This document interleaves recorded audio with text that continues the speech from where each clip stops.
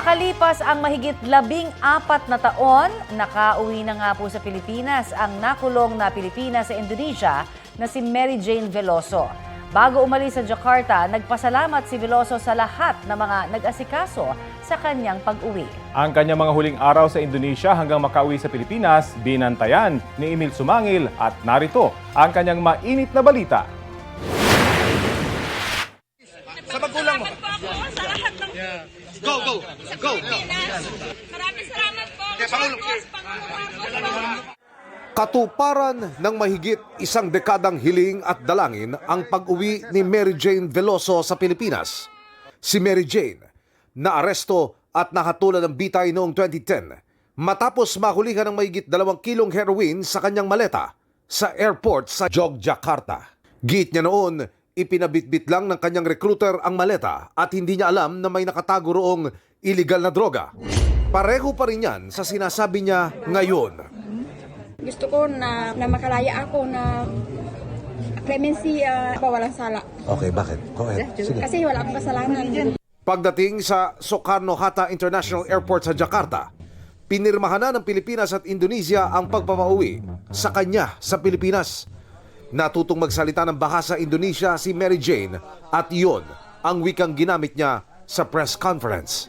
Saya mengucap syukur dan berterima kasih kepada Tuhan.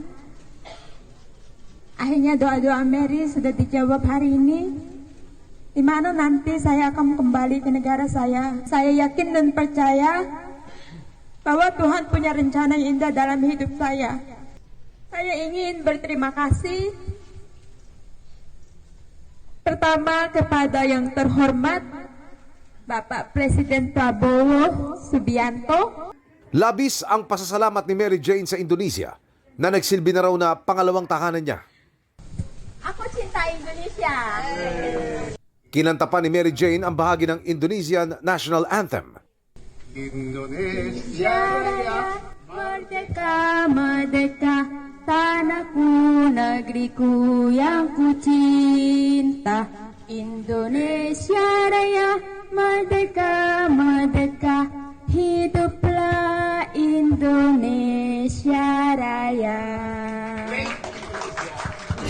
Ikinwento ni Mary Jane na naging mabuti ang pagtrato sa kanya habang nakakulong sa Women's Penitentiary sa Yogyakarta. Semua baik, petugasnya baik, sesama WPP-nya baik, seluruhnya baik. Mereka mengusahakan supaya saya bisa pulang. Nalulungkot man sa pag-alis niya sa Indonesia, mas sabik daw siyang makasama na ang kanyang pamilya, lalo na ang 2 niyang anak. Sedih juga. Tapi aku harus pulang karena saya punya keluarga di sana yang menunggu, anak-anak saya menunggu. Dan saya mau merayakan Natal di sana bersama keluarga. Matapos ang ilang oras sa himpapawid, muli nang nakatapak sa Pilipinas si Mary Jane. Bantay sarado siya ng mga tauhan ng Bureau of Corrections at National Bureau of Investigation. Ang kanyang pamilya maagang naghintay sa NAIA Terminal 3 para salubungin siya. Pero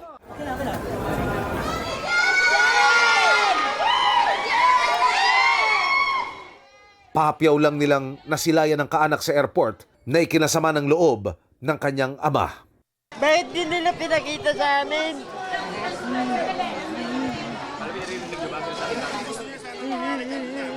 Gusto po namin maakap siya.